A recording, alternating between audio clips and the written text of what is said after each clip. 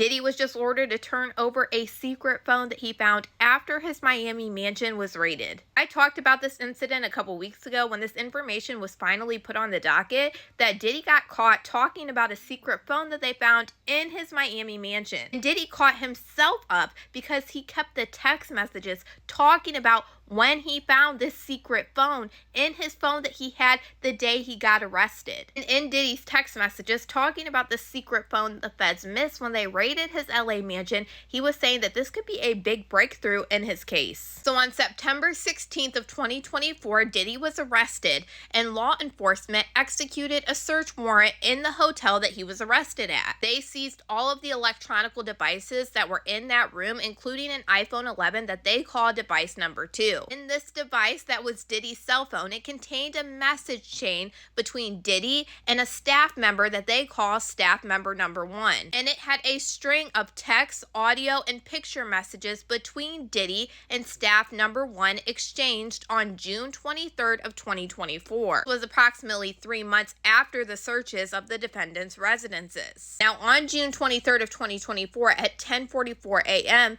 Diddy texted staff 1 and said, "Call me back. It's important. Good news, I think." A few minutes later at 10:47 a.m., he sent a voice note, an audio recording, telling staff number 1 that another member of his staff, known as staff 2, had located a cell phone in his residence and that the device contained information regarding a woman with who he had previously been in a relationship with. Whoever this woman was during the charged conspiracy. And remember, this starts from 2004 all the way until 2024. And Diddy said to staff number 1, "I don't know how in the world, but all of this sudden, this phone, device 1, just came up. We found in the house. And it's from the time when me and female 1 went to the thing. There's got to be so much stuff on the hard drive of the phone. You know what I'm saying?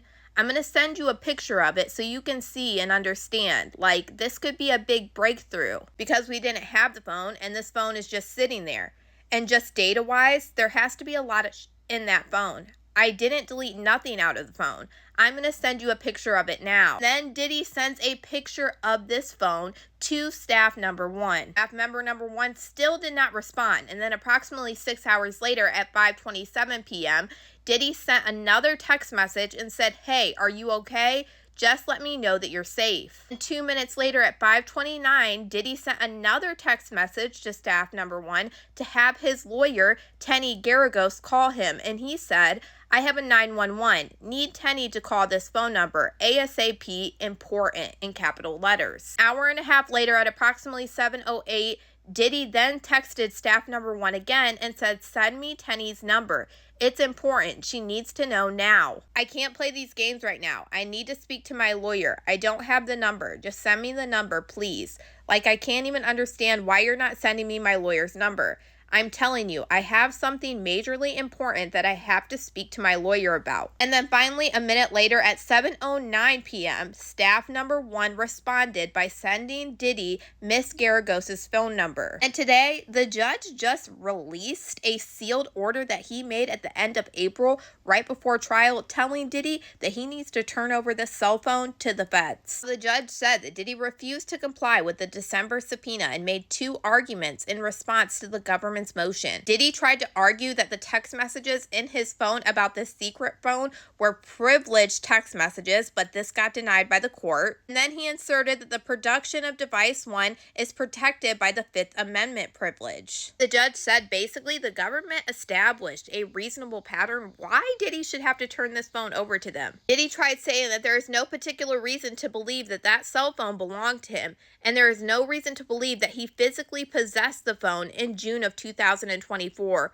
or had it in his control. But the judge said the government points out that the June 2024 messages show that Combs had physical access to this phone because he took a photo of it and he knew where the phone was. So apparently he had the ability to access its contents. And the judge put in quotations Diddy's text message, "I didn't delete nothing out of the phone." The judge went on to say that Diddy had the power to use it for his purposes as a big breakthrough, like he said in his own text messages. The judge went on to say that the government had to show that Diddy still had possession of this phone in December of 2024 when the subpoena was issued, and they said that this was met because of the June 2024 messages. Even though Diddy says that there is no evidence about what happened to the phone after the June 2024 messages, and the government responds that there is a strong interference that Diddy has possession of this phone. They say a phone is not a throwaway item like receipts or emails, so it is likely to be retained for a long period of time. There's no indication that the phone was transferred or destroyed, while Diddy is arguing that his arrest and detention